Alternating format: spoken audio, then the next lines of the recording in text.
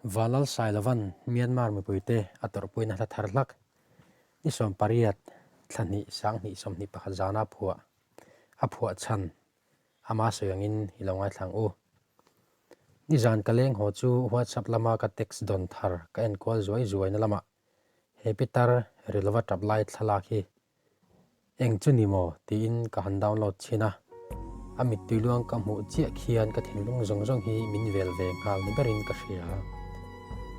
akum tur omang ka chuta anram boi hasa alo thonna sa to tur jiate kangai to a lom le thin phu dep chunga democracy anramin an khalpui ve tran chu a hlimpui chaulai takin angai te bokin sipai ro re lanun rong tak chuan a hring nun chu alu chil non le ta ti a hria a chu mai ne lovina tu le fa te nge amu lai nge ya atum ni na tan sipai silai mu le kutlak tora kholai thi nuanga an ruang han let theng thung chuna ati em awangin anal tuk to chu tabri chuak thei to lo ni hian ka mu a bang nge nga ka tun ka guitar chu la in ti hian henu tan le Myanmar ram tan la ka jek ta ani mit tui far lai ka mu ko chak no mit tui far ari chuak zo to lo chakna nei to lo a hrai chan aram chanin afam ta e wang lai apar moi lai athiak lal kham lo khan aramarun athat mi puyan ral tlane sing rol an aurole democracy ti in me thalmu asur ta e le charan ruang ka mu ma se ente an thom hok lo Myanmar mu te khi ngai te do chanan jir lai feile pho te nen ka ti the chun trong trai an tan ka phan na nge trăng ro le trăng fan Myanmar ilo chuak nge do ne kiang ro le lal nun ro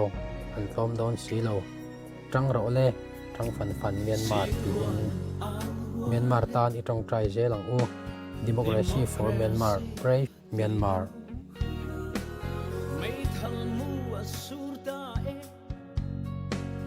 Leicaran ruang kamu masih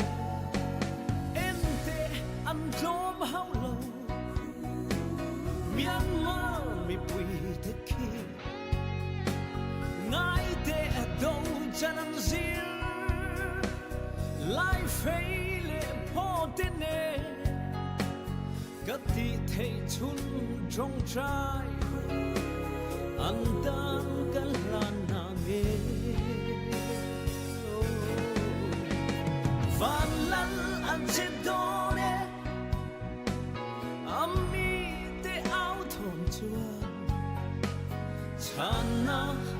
amudone leilal adlodone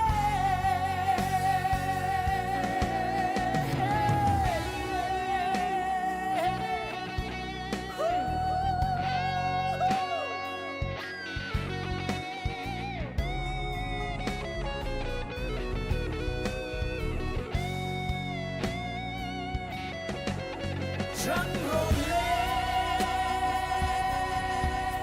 trăng phần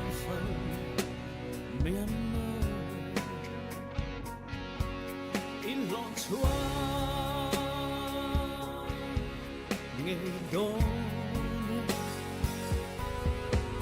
kiang rộn lên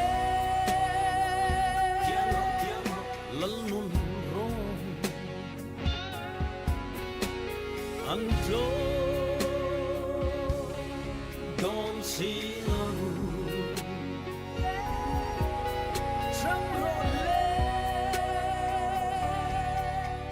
trăng phần